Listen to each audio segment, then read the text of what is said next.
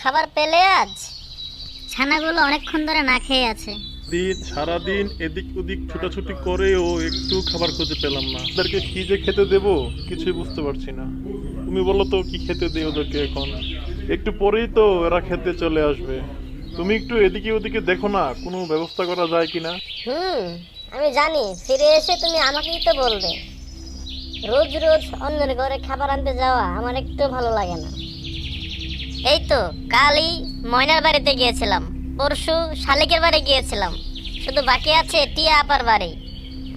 আজ টিয়া আপার বাসা থেকে খাবার এনে ছানাদেরকে খাওয়াতে পারবো, কিন্তু এইভাবে আর কতদিন চলবে?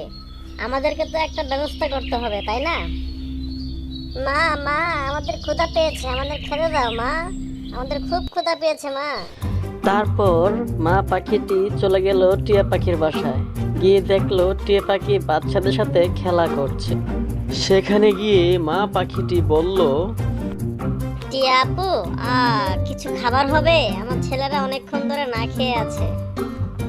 আপনার ভাই কাজ পেলে আমি আবার সব ফেরত দিয়ে দেব। আরে ভাবি, আমি তো আপনার বাসায় যাওয়ার জন্যই ভাবছিলাম। আমার গাছে নতুন কলা এসেছে, সেই কলা দেওয়ার জন্য। এই নিন সেই কলা, আপনার বাচ্চাদেরকে নিয়ে খাওয়ান। আপনাকে অনেক ধন্যবাদ ভাবি। তারপর সেই কলা বাচ্চারা খেতে লাগলো। খাওয়ার পর কলার বীজগুলো সংগ্রহ করলো। সেই বীজ থেকে কলা গাছ হয়ে গেল। সেই গাছ দেখে তারা মহা খুশি।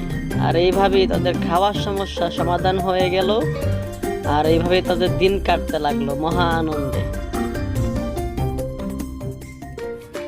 এই গল্প থেকে আমরা একটা জিনিস শিখতে পারি যে ছোট্ট সাহায্যতে অনেক বড় বড় সমস্যার সমাধান হতে পারে।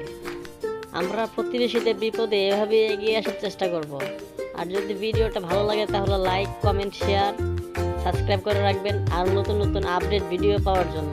আর ততক্ষণ ভালো থাকবেন, সুস্থ থাকবেন। আল্লাহ হাফেজ।